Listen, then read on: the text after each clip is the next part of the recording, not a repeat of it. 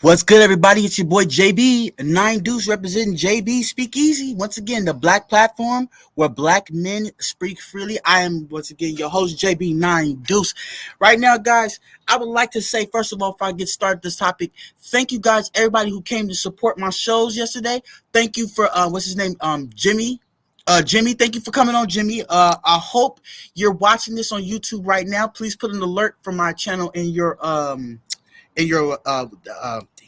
your channel. Make sure you turn on your notifications for me. I'll be coming on ready to have a conversation with any and everybody that wants to have a discussion.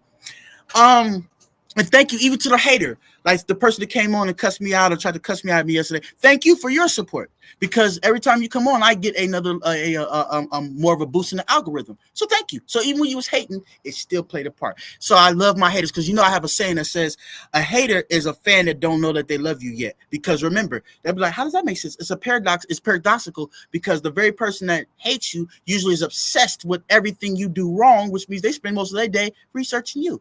So thank you so much for coming to JB Speakeasy. Even to disrespect my show, you still show the respect by helping me get my views up. So let's move on past that. But Jimmy, thank you, Jimmy, for supporting, Devin for supporting, Amy for supporting, my girl Renette for supporting. Thank everybody, my mother and father, my auntie Dorothy for sending donations, helping with the show. I appreciate all of you guys. And I'll tell you from the world, I appreciate every last one of you.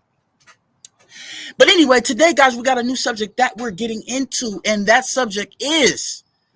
what's in the title? Caitlin Clark versus Angel Reese, the WNBA beef of 2024. I didn't put the 2024, but you get what I'm saying. Is this competition or is it racism? Is it competition or is it racism? And I'm gonna also throw the word classism in it, because that's what me and Eugene was talking about last night. But before I get back to that, we gotta say the second subject we'll be covering. We'll try, I try to do 3 per show now. But the third one I'm gonna do is about the political circus, talking about all this this junior high type activity that's happening in Congress and in politics and in the Democratic Republican. Is very disappointing. It's very disappointing to see what's been going on in the Senate or in the Capitol between the Democrats and Republicans, conservatives versus versus liberals, right? All this is completely it's out of whack. But first, we're going to start with this whole Angel Reese and Caitlin Clark. Now, I'm going to be honest with you guys. I'm not the biggest sports fan, but I am always in support of anything that's revolutionary or different than the norm. Like, let me give you an example. The NBA has been funding the WNBA since its inception in 1996? That means Lisa Leslie and everybody, because they weren't bringing in enough profit, had to get the NBA to abdicate their sales to help the WNBA.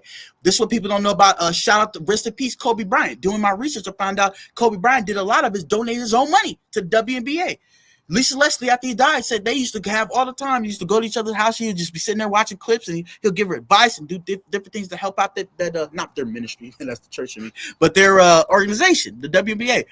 But now we have this thing going on in the WNBA where now they'll be able to substantiate themselves because of this rookie year. Is exciting for the women's. I'm proud of the women for now. The women they already had their own league, but now they have 2 stars, like why we had Jordans and Kobe now, and Larry Birds and things like that. Now we have the rookies of this year that didn't actually change the game for the WNBA. And it's a shame that they're beefing, but the names that we need to mention from greatest to least is first Caitlin Clark and Angel Reese.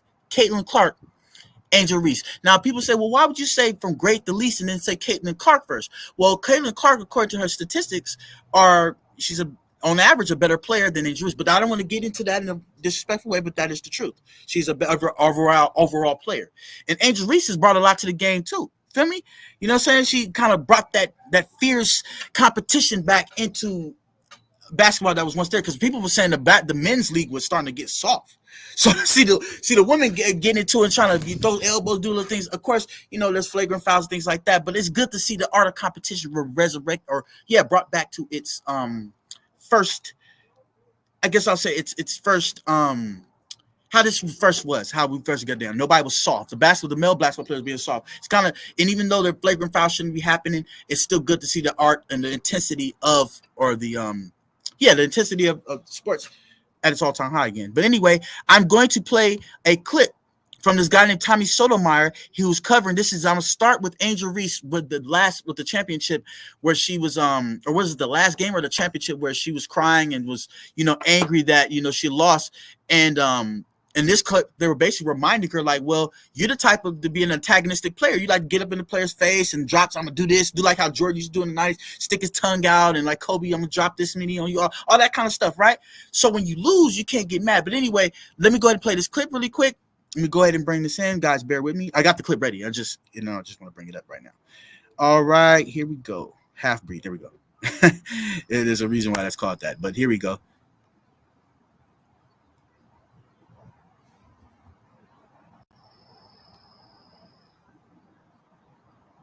Right, so or something to prove or what? If Van Lathan on the court with Angel Reese on the court, is if you would have said Caitlin gonna drop 41 against Kim Mulkey, one of the greatest women's coaches of the generation, if you're gonna say she's gonna drop 41 with Flau'jae on the court, with Van Lathan on the court, with Angel Reese on the court, I would have been like, nah, I don't see. But I mean, because last year she did play well, but she had 30 and 8. But as you sit here today, are you surprised? I'm not surprised. Well, hold on, wait, hold on. Like, that shouldn't have happened. Yo, just somebody in the comment section on hold on. Somebody called my name. Okay, I'm gonna do this, guys. I'm gonna put the link. Oh, that's what I forgot. If anybody has anything to add to this, I'm gonna put the link in my YouTube description box. I mean the YouTube comment section. YouTube comment section if you're trying to come on. YouTube comment section. JB9 Deuce. Y'all know me by now. Here we go. No, not yet. Here we go. I'm putting the link in there so you guys can come on if you want to. I'm gonna put it in there twice so nobody can say, Josh, you didn't put. There you go. Anyway, let's get back to the interview or the ESPN, the first take. And I would say this, I'm not surprised, but I am surprised how she controlled the game. Like, they was winning at halftime. I'm like, okay, all right, cool, right? I see a team that has way more time. At third quarter, he rolled off. So, yo, she's LSU because LSU did see her struggle. Yeah. Like early on, that's when I was like, oh, this might go the way Shady thought it was going to go, right? LSU has such a better team. I was like, early on, I was like, you know what? This ain't going to go Caitlin Clark's way. Kudos to her. But here is the conversation, America. I can't wait. That I will preemptively not apologize. Pop it off, Acho. But I will preemptively let you all know to turn your volumes up, get comfortable in your seats, because we're about to go there. I felt some type of way about that. I felt some type of way. And here's what I am about to do. I'm about to give a gender-neutral, racially indifferent take. Now, if you want to say, well, Acho, cater your take based upon gender, Acho, cater your take based upon race, I will understand that. But I'm about to... Okay, guys, I want to actually comment and come from the perspective that he's doing, because this whole show, I'm taking this brother, I forget his name, but I'm taking this brother's stance. This is not about, it's going to be about gender equality. It's going to be about racial equality. I am not going to give any kind of either misogynistic and or racist comments. In fact, I want to keep it as neutral and as down the middle and as fair as possible, which is why when anybody asks, why'd you say Caitlin Clark first? I said, well, knows what I said. Her statistics show she's a better overall player than Angel Reese. Again, statistics say this. I'm just one man. But let's get back to the interview. Let's do this.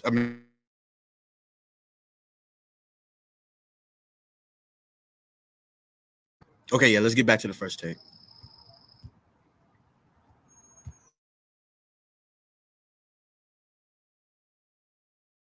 About to give a gender-neutral, racially indifferent take.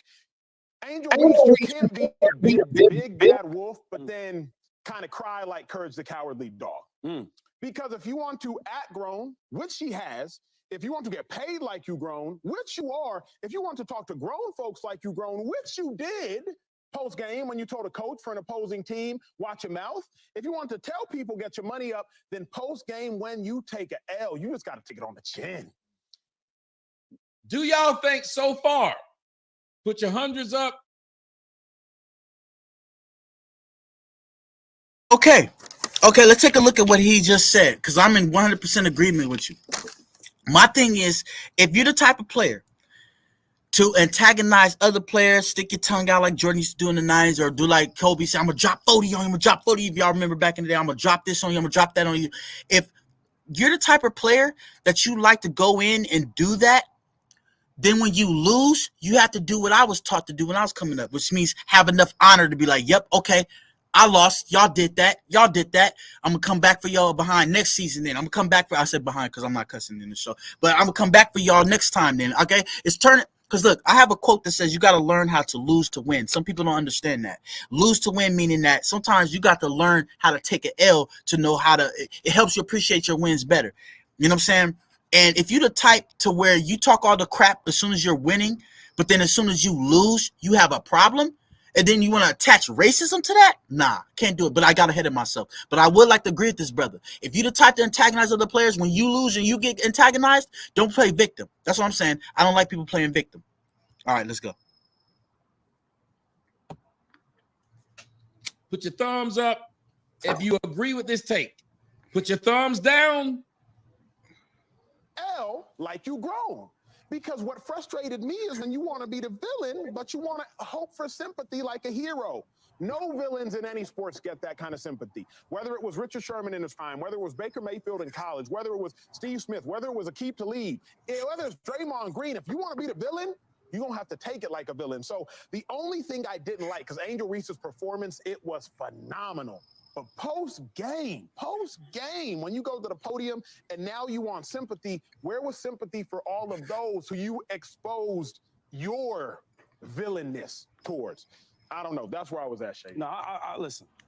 I agree with you. Now, she is young. She's a young girl, and she's growing to her. Well, she's not a girl. She's a grown woman. But Let's just get past it. this is a lesson, though, because you can't beat on your chest. You the villain. You the big bag wolf, right? Like you've been doing. I watched games you played last year and this year. You taunting the fans. You girls get fouled out. You waving them by, right? You accepting that role, and I love that. I was like, yeah, listen, you holding it down. I like that. But then when you lose, you act like that. My sentiments, exactly. Those are my sentiments, exactly. You cannot sit up there and antagonize when you win and talk, oh, yeah, we'll do, and then turn right back around. And when you lose and you get a taste of your own medicine, what do people say on social media? Keep that same energy. So you got to keep that same energy. Just like I'm the type of person, when I'm winning, I try to be humble about it. But even if I lose, or sometimes I might turn up and be like, I did that. I did my thing. You know, it's called recognition. Pat yourself on the back every now and then as a thing to encourage yourself. But when I took a L in any sport, like I used to play baseball, but I took a L, I didn't like it. I was mad. But at the end of the day, in my heart, I knew, you know what? I got to do better. Let me get back out here and do some more, you know what I'm saying? Get back in this field. Don't do more passes back and forth between me and my, you know what I'm saying? Practice my skills as a batter. All that. I'm trying to, but my whole point in saying is you have to learn to take your L's like you take your wins, because it's all part of the game of sports. You're going to win just like you lose. There were times Jordan, we all call greatest of all time. There's times the Bulls lost. Lakers, Kobe out there, there's times that they lost. You see what I'm saying? And you got to learn how to lose to win. I'm not saying accept losing, just accept losing as a fundamental tool to help you better your game no matter what it is. I would say let your failures be your tool to doing what? Fixing yourself to get closer to your goals or to become better. Let's do it. Like that? The tears? Give me a tissue. No. It's a thing they call 10 toes down. You're going to act a certain way, and you're going to talk out, and you're going to be big and bad, right? And you're going to have a voice of your own, and you don't care who you offend or what you say. That's what it is. It got to be the same way when you lose. I couldn't believe she had the interview. I couldn't believe she was saying that, because I watched her taunt these girls. I watched her with Caitlin. Okay, y'all hear what you just heard, right? Y'all heard it. Everybody heard it. Well, surprisingly enough, ladies and gentlemen, apparently this man has had to apologize. This is crazy. Yeah, I wouldn't apologize. So I'm looking right here on Twitter, and I went to his channel. And for that small tape, and people in his comment section are saying, we're not going to forgive you until you apologize to somebody's trying to get it. Hold on a second. So I'm going to let you guys see this. And we're just going to, before I get back to that, let me make sure I know where I stopped at. 10:56. Before I get back to that, let me present y'all with this. This man having a damn make videos all day and people telling him he owe that queen an apology. Let's listen. I just want to say a quick thank you to everyone who has respectfully reprimanded me and offered brilliant opinions on the Angel Respectfully reprimanded me. Reese conversation. I do not believe there is any one way to think about things, but thank you to the Ryan Clarks, the Essence Atkinses, the Bosma St. John's, the Trellas, the different individuals who is publicly and privately just giving me good wisdom, good feedback, good discernment. The vibrations. I understand. I think life is all about understanding. And so I just want to applaud those publicly, you watching, and those privately who have respectfully, the operative word there being respectfully, who have respectfully reprimanded me. Matt Barnes, incredibly wise words. So I thank all of you all for that. I do not stand on a hill saying that I am right and you are wrong. I simply stand on a place saying, hey, this is what I believe. What do you believe? Let's listen to one another and construct a collective belief. So love to everybody who's respectfully reprimanded me, and I appreciate it so very much. Thank you all for that.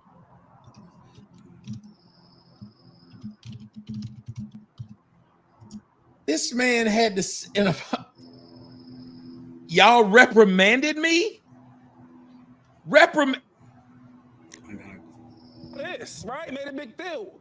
Well, she could do it. Why can't I do it? It was like, okay, cool, right. You talk about how everybody, you're not scaring nobody in the press conference. You talk about how LSU, y'all the dogs. Everybody don't. How do y'all not see? Okay. All right, I'm going to move on from that's one commenter. He was covering the whole Angel Reese situation in the commenters. I'm actually going to move on, but I'm going to actually show another clip, actually. I'm going to show another clip. And these are more clips. There's another first take clip about what happened recently with this whole racial thing. I played an old clip dealing with their championship. Now I'm about to play a new clip that's talking about on ESPN the whole idea of what's going on with her, recently. Now I'm about to get into that clip. Let me go ahead and put my presentation, share screen. Come on. All right, there we go. First take. This take, they're going to say, are the other players envious? Is it envy that's making them say it's racist? Now we get to the part, is it racist or not? Or is this envy? Envy or racism? Let's do it.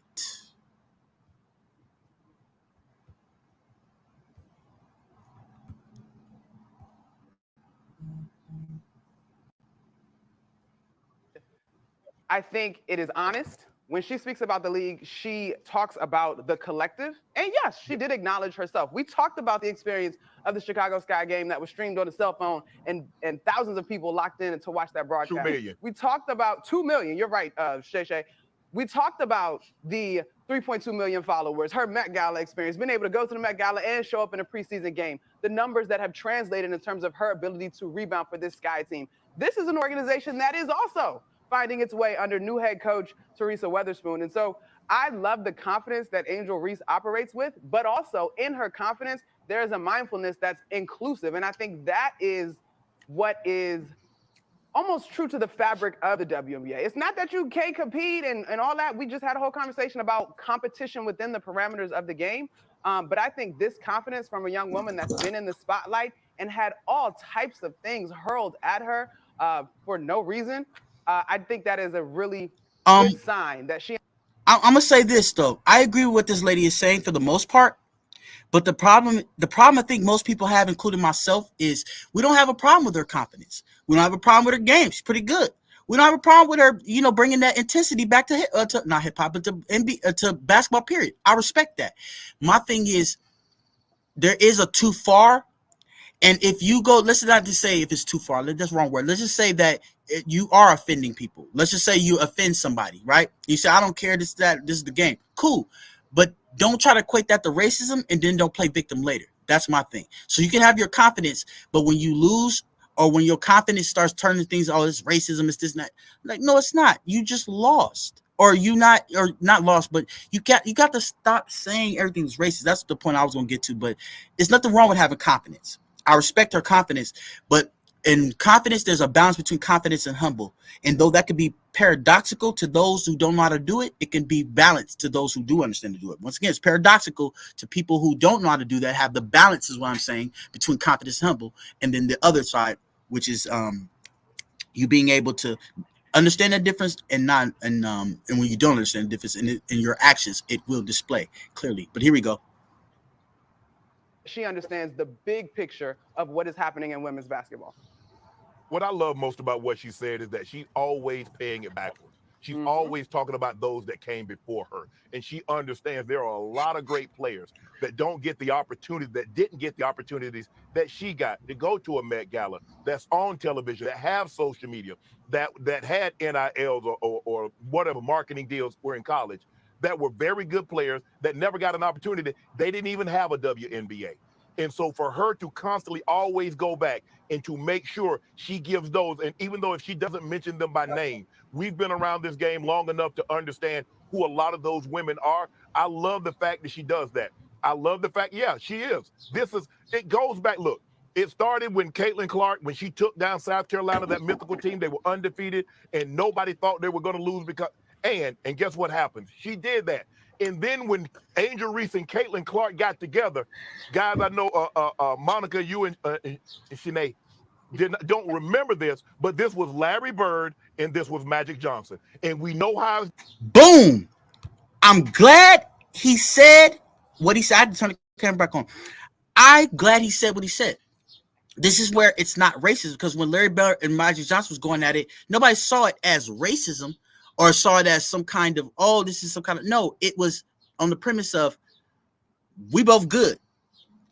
Who gonna make this, you know what I'm saying? Who gonna do our thing the best? And that's what it is. We got to get back to art of competition without racism and all this other stuff being a reason why. Either take your losses, or if, you know, I know that everybody addressing the foul or whatever that happened, that flagrant foul or whatever. And I think what the world is doing to Caitlin Clark is wrong. But I'm gonna get to my take in a minute. Let me let them finish. But I have to say, I agree with you, Shannon. It's the same thing as Larry Bird and Magic. I said the same thing or similar. But there we go.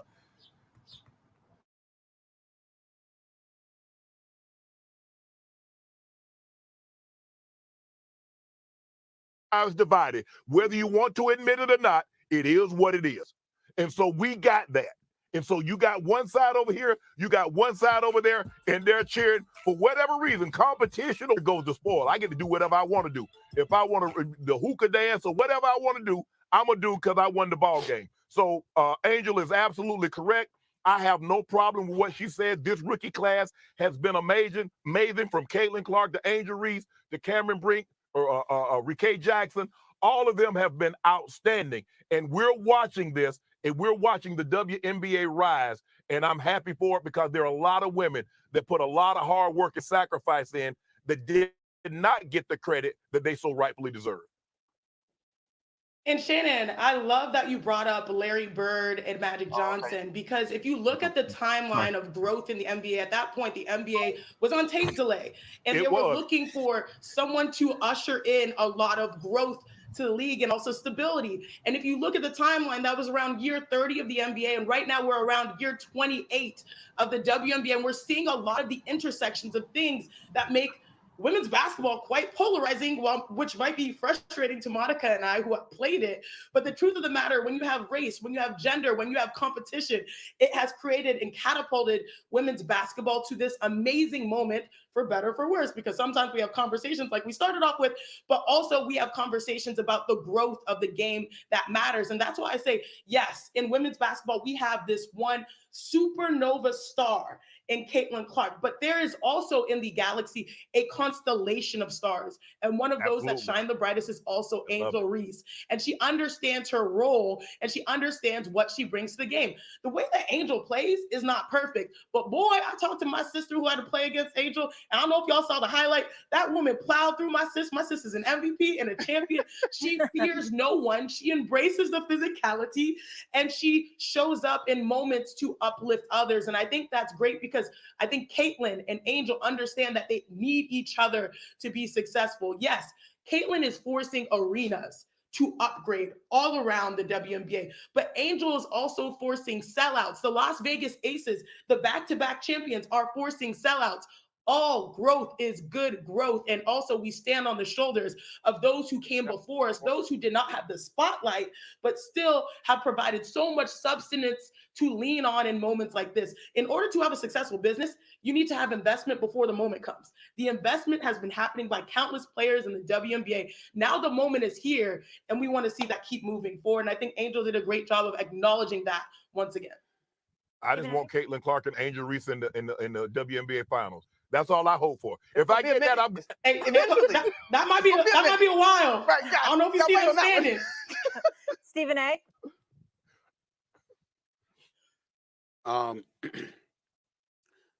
Nothing anybody said is wrong. And in at least a couple of instances, I think Shannon alluded to where I'm about to go. I'm a bit more direct with it. I just want to let the audience know that I'm going to stand alone on what I'm about to say. I don't want anybody else to be held accountable for where I'm about to go. But I'm going to go there because it's first take. And that's what we do on this show, even if it's just me. Caitlin Clark and everything that everybody is saying is fine. And we're looking at Angel Reese and what Angel Reese has said. And Angel Reese is absolutely right. I love Angel Reese. I'm a fan. And I think she's going to be a damn good player. And she's going to produce for a long time in the WNBA. She was a national champion. She deserves all the props and all the credit in the world. But let's keep in mind, it wasn't her game that was getting all the notoriety, despite the fact that she was a pretty damn good player. It was the fact that she was waving in Caitlin Clark's face, because Caitlin Clark had been doing that to the competition before she ran into LSU in that NCAA tournament, and LSU took them out. And so what happens is she was throwing it right back in her face, and you had people saying, oh my God, how could she do such a thing? How could she do such a thing? And they didn't say the same thing about Caitlin Clark, which is why I'm going to go where I'm going. Okay. Let me see everybody up on the screen when I say this, please. Caitlin Clark is white. And because she's white, and because she's considered box office and she's a star who happens to be white, that is why Eminem, when I brought... No, bro. Listen. I'm not the biggest sports fan, but I hate when us as black people, when it seems like there's a competition or some kind of dispute between blacks and whites, we got to make it race. She white, she this, she that. That has nothing to do.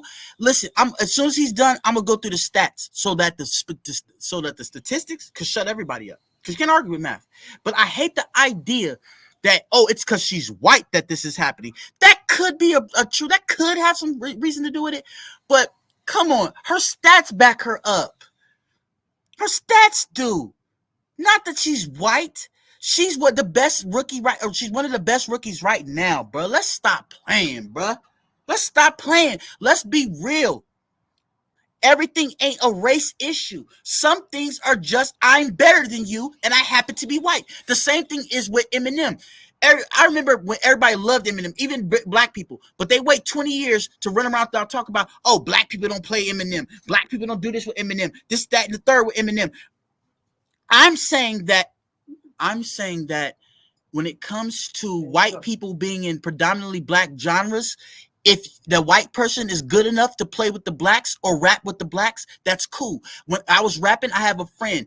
Shout out to Ryan Yancey. He's probably watching this. And I hate to bring, because it's never race with us. But just to make a point, I loved and respected Ryan and his bars when he rapped to where I didn't care what color he was. I said, he's good.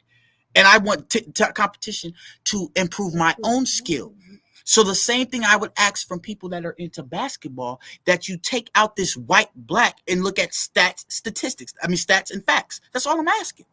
So Stephen A., he's one of those people that love to talk about black this and black that. It don't always have to do with that.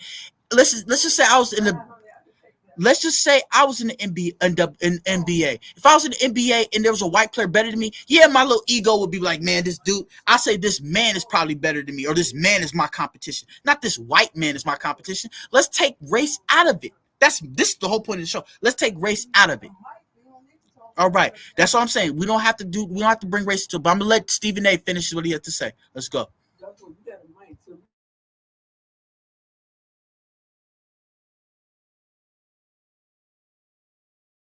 I brought up words like envy or jealous or resentment, whatever word you wanted to pick.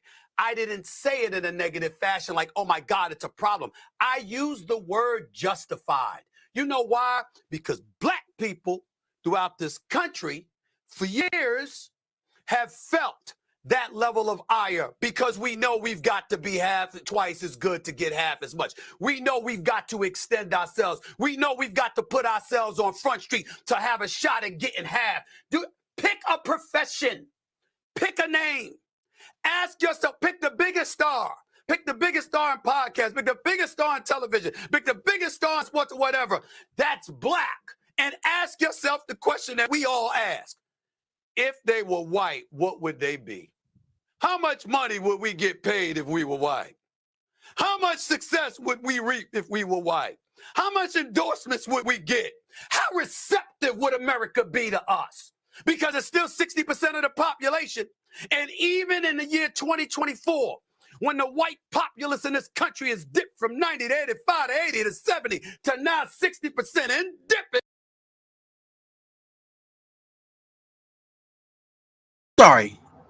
I'm sorry, guys. I can't roll with Stephen A on this because he sounds like the rest of these pro-blacks that anytime a black person is with a disadvantage with whites, they want to call it racism or black people have to work this twice as hard. That's true. That's true. But some things, race gets removed because skill exceeds race. You get what I'm saying? Like I said with Eminem. Eminem is better than most black rap artists. That's the truth.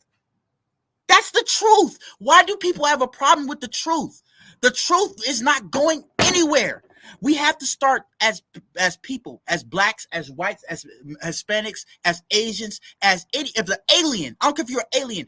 If you are good at something and the alien beats me at it, I may not like it, but out of the reverence of having respect for the craft, I'd be like, okay, I got to do better. So I'm saying we got to do better. All right, I'm gonna let Stephen A finish. Then I'm gonna do the stats, and then I may have to pick up tomorrow with the Jasmine Crockett and the Marjorie Taylor Greene. I have to probably break up that tomorrow because I want people to actually come on. So I might do a part 2 because I want. But my friend that was supposed to come on, he's doing a live right now. He's a YouTuber too. He's doing live, so I can't be mad at him. Shout out to Groovy Jimmy. Was it 3 times? Groovy Jimmy 3 times. Shout out to you, brother. I hope I can get on this show too. All right. Let's go.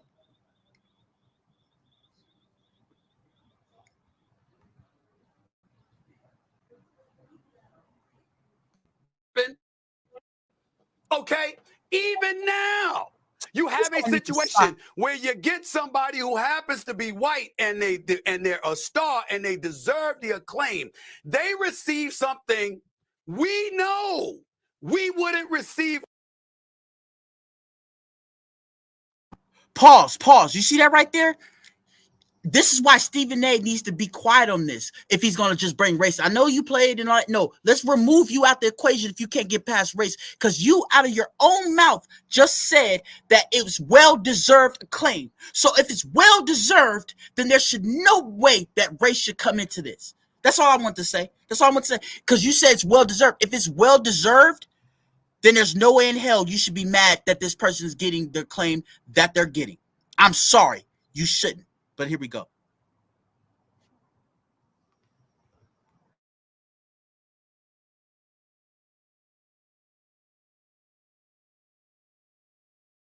On that level. Why do you think I say on national television, when white folks catch a cold, black folks catch pneumonia? Because it's always worse for us. There's always an extra challenge. We always have to go through more. It's not a secret. We get it. And so all I'm trying to say to you is when Angel Reese said what she said, let's read between the lines. Because what she's really saying is that this is really not a big deal. We're making it a big deal because of what I did and who I did it to. If it was another sister that I did it towards, it wouldn't have been a problem. But But that seems to do an American problem, and we got to work on this. But hey, guys, I'm going to cut this show a little short than I planned to. It's 35 minutes in. Thank you guys for joining live in the comment section. Please, guys, come on up. You don't have to be strangers. Let me tell you a story. I used to be a shy brother too. You feel me? Didn't like to get in front of people and stuff, but God gave me a talent to be able to speak in front of people. So I'm going to use that talent to speak in front of people. Make use of what God gives you. But in synopsis of this, we got to take race out of this. Angel Reese, Caitlin Clark, I know y'all probably not going to hear my show, but I would like to say both of y'all have done a lot for the NBA because the WNBA did not make a profit for over 26 years. It's the only organization that had made no profit that was able to get subsidized by another organization. So for Caitlin Clark, yes, I'm going to say Caitlin, congratulations. Angel Reese, congratulations. Knock out the racism. It's not racism. It's just competition. Now, good. Y'all have a great day. It's JB9 Deuce representing JB Speak Easy, the black platform where black men speak freely. I'm your host, JB9 Deuce. Have a good day. Have a good one, guys.